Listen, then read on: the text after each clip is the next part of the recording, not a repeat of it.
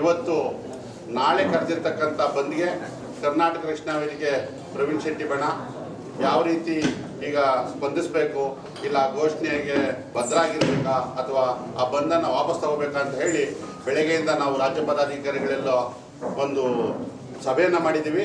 ಆ ಒಂದು ಸಭೆಯಲ್ಲಿ ಒಂದಿಷ್ಟು ನಿರ್ಣಯಗಳನ್ನ ಕೈಗೊಂಡಿದ್ದೀವಿ.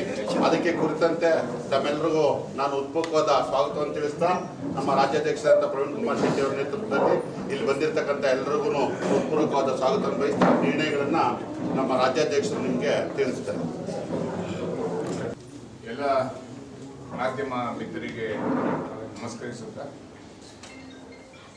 ಕಾವೇರಿ ಮಳೆ ಬಾರದೇ ಇರುವಂಥ ಸಂದರ್ಭದಲ್ಲಿ ಡ್ಯಾಮ್ಗಳಲ್ಲಿ ನೀರು ಇದ್ದಂಥ ಸಂದರ್ಭದಲ್ಲಿ ಮೊದಲನೇದಾಗಿ ಬಂದ್ ಕರೆ ಕೊಟ್ಟಿರುವಂಥದ್ದು ನಾವೇನೆ.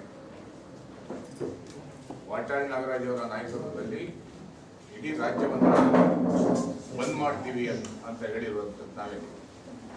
ಆ ಹೇಳುವಾಗ ಸಭೆ ನಡೆದಂಥ ಸಂದರ್ಭದಲ್ಲಿ ಇನ್ನೂ ಅನೇಕ ಮಾತುಗಳನ್ನು ಹೇಳಿದ್ದೀವಿ.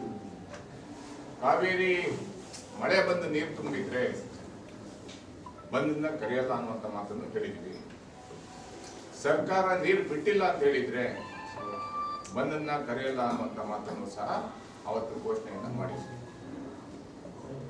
ಇವತ್ತಿನ ಪರಿಸ್ಥಿತಿಯಲ್ಲಿ ಕಾವೇರಿ ಒಳಹರಿವು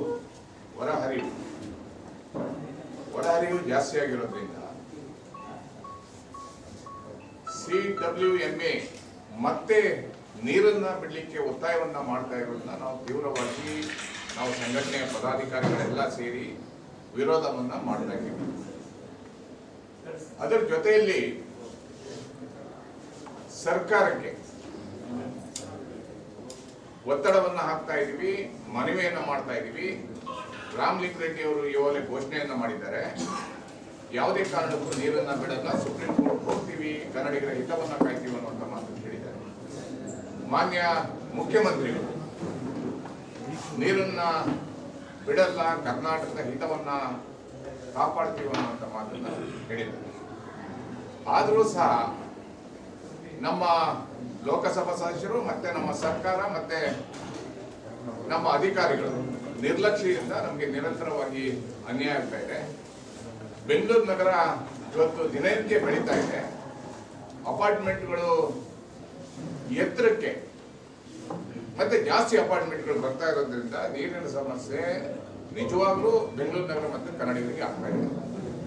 ಇಂಥ ಸಂದರ್ಭದಲ್ಲಿ ಪ್ರಧಾನಿಯವರ ಮಧ್ಯಸ್ಥಿಕೆಯನ್ನು ತರೋದ್ರ ಮುಖಾಂತರ, ಸರಿಯಾಗಿ ವಾದವನ್ನ ಮಂಡಿಸೋದ್ರ ಮುಖಾಂತರ ಸುಪ್ರೀಂ ಕೋರ್ಟ್ ಅಲ್ಲಿ ಕನ್ನಡಿಗರಿಗೆ ನ್ಯಾಯವನ್ನ ಒದಗಿಸಬೇಕು ಅನ್ನುವಂಥ ಒತ್ತಾಯವನ್ನು ಮಾಡ್ತಾ ಇದ್ದೀವಿ. ವಾಟಾಳ್ ಅವರ ಎಲ್ಲ ಹೋರಾಟಗಳಿಗೂ ನಮ್ಮ ಬೆಂಬಲವನ್ನು ಕೊಟ್ಟಿದ್ದೀವಿ. ವಾಟಾಳ್ ಹೋರಾಟದ ಬಗ್ಗೆ ಎರಡೇ ಮಾತಿಲ್ಲ, ಅವರಿಗೆ ಎಲ್ಲ ಸಂದರ್ಭದಲ್ಲೂ ಬಂದ್ಗೆ ನಾವು ಬೆಂಬಲವನ್ನು ಕೊಟ್ಟಿದ್ದೀವಿ. ಆದರೆ ಇವತ್ತಿನ ಪರಿಸ್ಥಿತಿಯಲ್ಲಿ ವಾಟಾಳ್ ಅವರ ಹೋರಾಟಕ್ಕೆ ನಾವು ಬೆಂಬಲವನ್ನು ಕೊಡುವುದರ ಮುಖಾಂತರ ಕಾವೇರಿ ನೀರಿನ ಹೋರಾಟಕ್ಕಾಗಿ, ಮೇಕೆದಾಟು ಯೋಜನೆಗಾಗಿ, ಕಳಸಾ ಬಂಡೂರಿ ಯೋಜನೆಗಾಗಿ, ಮಹದಾಯಿ ಯೋಜನೆಗಾಗಿ, ಬೆಂಗಳೂರು ನಗರದಲ್ಲಿ ವಲಸಿಗರಿಂದ ಆಗ್ತಾ ಇರುವಂತಹ ಅನ್ಯಾಯದ ವಿರುದ್ಧ ನಿರಂತರವಾಗಿ ಸಂಘಟನೆ ಹೋರಾಟವನ್ನು ಮಾಡಲಿಕ್ಕೆ ನಾವೆಲ್ಲ ಕಾರ್ಯತಂತ್ರವನ್ನು ರೂಪಿಸ್ತಾ ಇದ್ವಿ. ಮತ್ತೆ ಕಾವೇರಿ ವಿಷಯದಲ್ಲಿ ಶೀಘ್ರದಲ್ಲಿ ಮುಖ್ಯಮಂತ್ರಿಗಳನ್ನ ಭೇಟಿ ಮಾಡೋದ್ರ ಮುಖಾಂತರ ಯಾವುದೇ ಕಾರಣಕ್ಕೂ ಕಾವೇರಿ ನೀರನ್ನ ಬಿಡಬಾರ್ದು ಅನ್ನುವಂಥ ಒತ್ತಾಯವನ್ನು ನಾವು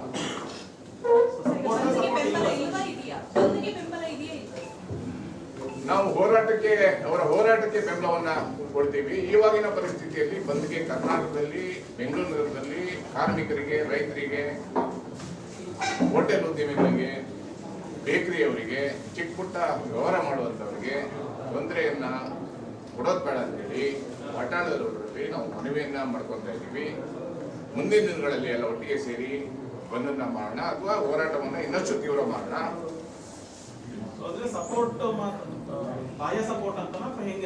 ಹೋರಾಟಕ್ಕೆ ಬೆಂಬಲ ಇದೆ ಸರ್. ನಾಳೆ ಡೈರೆಕ್ಟ್ ಏನು ಸರ್, ಈಗ ನಾಳೆ ಹೋರಾಟಕ್ಕೆ ಬಂದ್ಗೆ ಬೆಂಬಲಿಸ್ತೀರಾ ಇಲ್ವಾ? ನೋಡಿ, ವಾಟಾಳ್ ಅವರ ಹೋರಾಟಕ್ಕೆ ನಮ್ಮ ಬೆಂಬಲ ಇದೆ. ಯಾವತ್ತೂ ನಾವು ಹೋರಾಟಕ್ಕೆ ಅವರಿಗೆ ಬೆಂಬಲ ಇಲ್ಲ ಅಂತಿಲ್ಲ. ಆದ್ರೆ ನಾಳಿನ ಪರಿಸ್ಥಿತಿಯಲ್ಲಿ ಬಂದ್ಗೆ ನಾವು ಯಾರು ಬೆಂಬಲ ಕೊಡೋಕ್ಕೆ ಆಗ್ತಾ ಇಲ್ಲ. ಇವತ್ತಿನ ಪರಿಸ್ಥಿತಿಯಲ್ಲಿ ತುಂಬಾ ಕಷ್ಟ ಇದೆ. ನಾವೆಲ್ಲ ಯೋಚನೆಯನ್ನ ಮಾಡಬೇಕಾಗಿದೆ, ಮುಂದೆ ತೀರ್ಮಾನಗಳನ್ನು ತಗೋಬೇಕಾಗುತ್ತೆ. ಒಂದು ಹೋರಾಟ, ಒಂದು ಬಂದ್ ಕರಿಬೇಕಾದ್ರೆ ಎಲ್ಲ ಸಂಘಟನೆಯವರು ವಿಶ್ವಾಸಕ್ಕೆ ತಗೋಬೇಕಾಗುತ್ತೆ. ಸರ್ ಅಂದ್ರೆ ಇಲ್ಲಿ ಏನು ಸಂಘಟನೆ ಮಧ್ಯೆ ಏನಾದ್ರು ಒಗ್ಗಟ್ಟಿನ ಕೊರತೆ ಇದೆಯಾ, ವಿಶ್ವಾಸಕ್ಕೆ ತಗೊಂಡಿಲ್ವಾ, ಪ್ರತಿಯೊಬ್ಬರಿಗೂ ವಿಚಾರ ನಾವು ಮುಟ್ಟಿಸಿಲ್ವಾ? ಯಾವಾಗ್ಲೂ ವಾಟಾಳವರ ಹೋರಾಟಕ್ಕೆ ಯಾವಾಗ್ಲೂ ನಮ್ಗೆ ಬೆಂಬಲ ಇದೆ. ಬೆಂಬಲ ಇಲ್ಲ ಅಂತ ಹೇಳಿಲ್ಲ, ಅವ್ರ ಜೊತೆ ಹೋರಾಟ ಮಾಡಿದೀವಿ, ಎಲ್ಲ ಹೋರಾಟದಲ್ಲಿ ಇದೀವಿ. ಅವರು ಕನ್ನಡದ ಪರವಾಗಿರುವಂತ ದೊಡ್ಡ ಶಕ್ತಿ, ಕರ್ನಾಟಕದ ಶಕ್ತಿ. ಅವ್ರ ವಿರುದ್ಧ ನಾವು ಮಾತಾಡಲ್ಲ. ಅವ್ರೆಲ್ಲ ಹೋರಾಟಗಳಿಗೆ ಬೆಂಬಲವನ್ನ ಕೊಟ್ಟಿದ್ವಿ. ಆದ್ರೆ ನಾಳೆ ಬಂದಿನ ಬಗ್ಗೆ ವಾಟಾಳವರಿಗೆ ನಾವು ಮನವಿಯನ್ನ ಮಾಡ್ತಾ ಇದೀವಿ. ಬಂದನ್ನ ಮುಂದಿನ ದಿನಗಳಲ್ಲಿ ಹಾಕಿ ಅಥವಾ ಇನ್ನೊಂದು ರೀತಿ ಸರ್ಕಾರದ ಮೇಲೆ ಒತ್ತಡವನ್ನು ಹೇರಲಿಕ್ಕೆ ಹೋರಾಟವನ್ನ ಪ್ರಾರಂಭ ಮಾಡಿ ನಿಮ್ ಜೊತೆ ನಾವು ಕೈ ಜೋಡಿಸ್ತೀವಿ ಅನ್ನೋ ಮಾತನ್ನ ಮುಂದಿನ ದಿನ ಅಂದ್ರೆ ಯಾಕೆ ಸರ್? ನಾನಂತೂ ಬಂದ್ ಮಾಡೇ ಮಾಡ್ತೀನಿ ಅಂತ ಮಾತಾಡೋದು ಪದೇ ಪದೇ ಹೇಳ್ತಾ ಇದ್ದಾರೆ. ಈಗ ಹುಬ್ಳಿಯಲ್ಲಿ ಹೋರಾಟ ಮಾಡಿದ್ರು, ಬೆಂಗಳೂರಲ್ಲಿ ಹೋರಾಟ ಮಾಡ್ತಾರೆ. ಸೊ ಅವರ ಹೇಳಿಕೆಯ ಬಗ್ಗೆ ನಿಮ್ಮ ಪ್ರತಿಕ್ರಿಯೆ? ವಾಟಾಳವರ ಹೋರಾಟವನ್ನು ಬಂದ್ ಕರೆ ಕೊಟ್ಟಿದ್ದಾರೆ.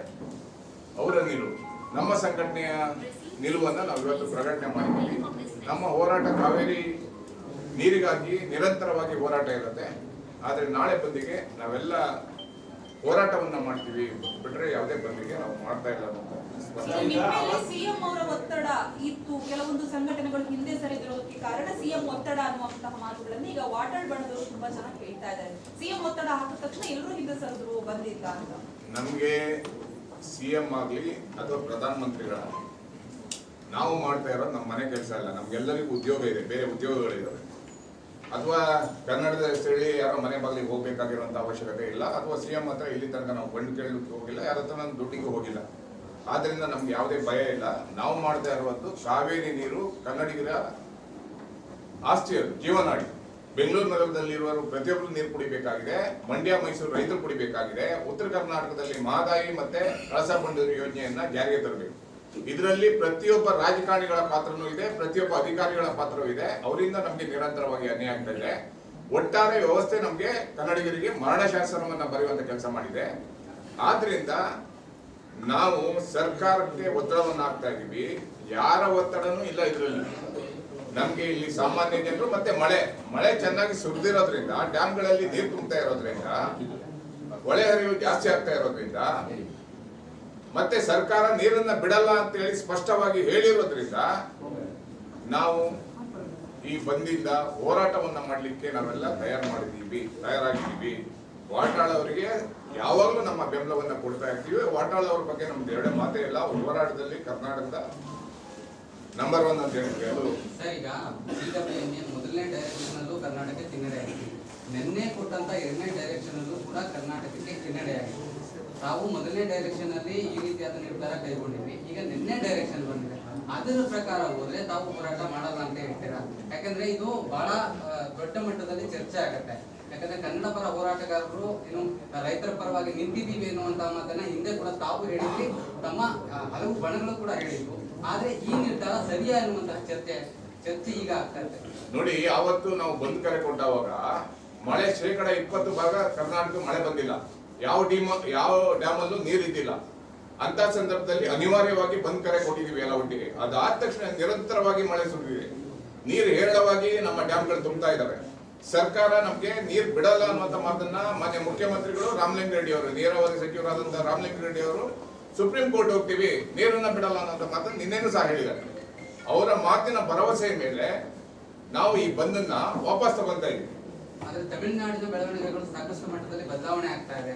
ತಮಿಳುನಾಡಿನ ಎಂಪಿಗಳಿರ್ಬೋದು, ಪಾರ್ಲಿಮೆಂಟ್ ಮಟ್ಟದಲ್ಲಿ ಬಹಳಷ್ಟು ದೊಡ್ಡ ಮಟ್ಟದಲ್ಲಿ ಇದು ಚರ್ಚೆ ಆಗ್ತಾ ಇದೆ. ಸೊ ಅದ್ರ ಬಗ್ಗೆ ಏನ್ ಹೇಳ್ತೀರಿ?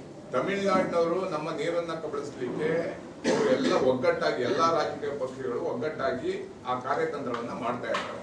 ಆದ್ರೆ ನಮ್ಮಲ್ಲಿ ಲೋಕಸಭಾ ಸದಸ್ಯರು ಡೆಲ್ಲಿಗೆ ಹೋಗ್ತಾರೆ, ಏನ್ ಮಾಡ್ತಾರೆ ಅನ್ನುವಂತ ನಾವು ಪ್ರಶ್ನೆಗಳನ್ನ ಅವರಿಗೂ ಸಹ ಇಡಬೇಕಾಗಿದೆ. ನಮ್ಮ ಅಧಿಕಾರಿಗಳು ಸಹ ಏನ್ ಮಾಡ್ತಾ ಇದ್ದಾರೆ? ಇಷ್ಟು ವರ್ಷ ತನಕ ನಮ್ಗೆ ಕರ್ನಾಟಕದ ವಿಷಯದಲ್ಲಿ ಅಥವಾ ಕಾವೇರಿ ವಿಷಯದಲ್ಲಿ ನ್ಯಾಯ ಯಾವತ್ತೂ ಸಿಗ್ತಾ ಇಲ್ಲ. ಅದಕ್ಕಾಗಿ ಹೋರಾಟವನ್ನ ತೀವ್ರ ಮಾಡುವಂತ ಕೆಲಸವನ್ನ ಮಾಡ್ತಾ ಇದೀವಿ. ನಿನ್ನೆ ಕೊಟ್ಟಿರುವಂತಹ ಆದೇಶವನ್ನ ಬಾರಿ ಗಂಭೀರವಾಗಿ ಚರ್ಚೆ ಮಾಡೋದ್ರ ಮುಖಾಂತರ ಮುಖ್ಯಮಂತ್ರಿಗಳಿಗೆ ಮನವಿಯನ್ನು ಕೊಡುವಂತ ಕೆಲಸವನ್ನು ಸಹ ನಾವು ಮಾಡ್ತೀವಿ. ಸರ್, ಈಗ ಅವತ್ತು ಬಂದಿಗೆ ಕರೆ ಕೊಟ್ಟಾಗ ನೀವು ವಾಟಾಳ ಅಂತ ಶಿವರಾಮೇಗೌಡರು ಸಾಲಗಳು ಎಲ್ಲರೂ ಇವತ್ತು ನೀವು ಬಂದಿನ ಬೆಂಬಲ ಇಲ್ಲ ಅಂತ ನೀವು ಹೇಳ್ತಾ ಇರೋದು ವಾಟಾಳ್ ಅವರ ಜೊತೆ ಚರ್ಚೆ ಮಾಡಿ ಡಿಸೈಡ್ ಮಾಡಿರೋದು ಅಥವಾ ಏಕಾಏಕಿ ಡಿಸೈಡ್ ಮಾಡಿರೋದು? ವಾಟಾಳ್ ಅವರ ಜೊತೆ ಚರ್ಚೆ ಮಾಡಿದೀವಿ, ಮನವಿ ಮಾಡಿದೀವಿ. ಅವ್ರು ಯಾವುದೇ ಕಾರಣಕ್ಕೂ ಬಂದನ್ನು ವಾಪಸ್ ತಗೊಳ್ಳಲ್ಲ ಅನ್ನೋ ಮಾತನ್ನು ಹೇಳ್ತಾ ಇದ್ದಾರೆ. ನಾವು ಇವಾಗಲೂ ಸಹ ನಿಮ್ಮ ಮುಖಾಂತರ ಮನವಿಯನ್ನು ಮಾಡ್ತಾ ಇದ್ದೀವಿ. ಈ ಸಂದರ್ಭದಲ್ಲಿ ಬೇಡ, ಮುಂದೆ ಕರೀರಿ, ನಾವು ನಿಮ್ಮ ಜೊತೆ ಕೈ ಜೋಡಿಸ್ತೀವಿ. ಕನ್ನಡಿಗರಿಗಾಗಿ, ಕರ್ನಾಟಕಕ್ಕಾಗಿ ನಿಮ್ಮ ಅಗತ್ಯತೆ ಮತ್ತು ನಿಮ್ಮ ಹೋರಾಟದ ಅಗತ್ಯತೆ ಇದೆ. ನಿಮ್ಮ ಜೊತೆ ನಾವು ಯಾವಾಗಲೂ ಸದಾ ನಿಮ್ಮ ಜೊತೆ ಇರ್ತೀವಿ ಅನ್ನೋ ಮಾತನ್ನು ಮತ್ತೊಮ್ಮೆ ಹೇಳ್ತೀವಿ. ಈ ಸಂದರ್ಭದಲ್ಲಿ ನೀರು ತುಂಬಿರೋದ್ರಿಂದ ಮತ್ತೆ ಸರ್ಕಾರ ನೀರು ಬಿಡಲ್ಲ ಅಂತ ಹೇಳಿರೋದ್ರಿಂದ ನಾವು ಈ ಚಿಂತನೆಯನ್ನು ನಾವೆಲ್ಲ ರಾಜ್ಯ ಪದಾಧಿಕಾರಿಗಳು, ನಮ್ಮದು ಒಂದು ಸಂಘಟನೆ ಇದೆ, ನಮ್ಮ ರಾಜ್ಯ ಪದಾಧಿಕಾರಿಗಳು, ನಮ್ಮ ಜಿಲ್ಲಾಧ್ಯಕ್ಷರು ನಾವೆಲ್ಲ ಒಟ್ಟಿಗೆ ಚರ್ಚೆ ಮಾಡಿ ಆ ನಿರ್ಧಾರವನ್ನು ತಗೊಳ್ಬೇಕಾಗುತ್ತೆ. ಆದ್ದರಿಂದ ಈ ನಿರ್ಧಾರಕ್ಕೆ ಬಂದಿದೆ. ಸರ್, ವಾಟಾಳು ಕಡೆಯವರು ಯಾರು ನಮ್ಮ ಹತ್ರ ಮಾತಾಡಿಲ್ಲ, ಏಕೈಕಿ ಡಿಸೈಡ್ ಮಾಡಿದ್ದಾರೆ. ನಾವು ಒಕ್ಕೂಟ ಅಂತ ಮಾಡ್ಕೊಂಡಿದೀವಿ. ಒಕ್ಕೂಟ ಅಂದಾಗ ನಮ್ಮ ಜೊತೆ ಚರ್ಚೆ ಮಾಡಿ ತೀರ್ಮಾನ ಮಾಡಬೇಕು. ಬಟ್ ಅದು ನಮ್ಮ ಜೊತೆಗೆ ತೀರ್ಮಾನನೇ ಮಾಡಿಲ್ಲ, ಏಕಾಏಕಿ ಅವ್ರು ಘೋಷಣೆ ಮಾಡ್ತಾರೆ ಅಂತಂದ್ರೆ ಅದು ಸರಿಯಲ್ಲ ಅನ್ನುವಂತ ಒಂದು ಅಭಿಪ್ರಾಯ ವ್ಯಕ್ತವಾಗ್ತದೆ. ಎಲ್ಲ ಒಟ್ಟಿಗೆ ನಾವೇ ಹೇಳಿದ್ನಲ್ಲ, ನಾವೇ ಮೊದಲನೇದಾಗಿ ಘೋಷಣೆ ಮಾಡಿರುವಂತ ನಾವೇನೆ. ನೀರು ಬಂದಿರೋದ್ರಿಂದ ಈ ನಿಲುವಲ್ಲಿ ಬದಲಾವಣೆ ಆಗಿದೆ. ಸರ್, ಮುಂದೆ ಯಾವ ರೀತಿಯ ಹೋರಾಟ ಏನಾದರೂ ಇರುತ್ತೆ ನಿಮ್ದು?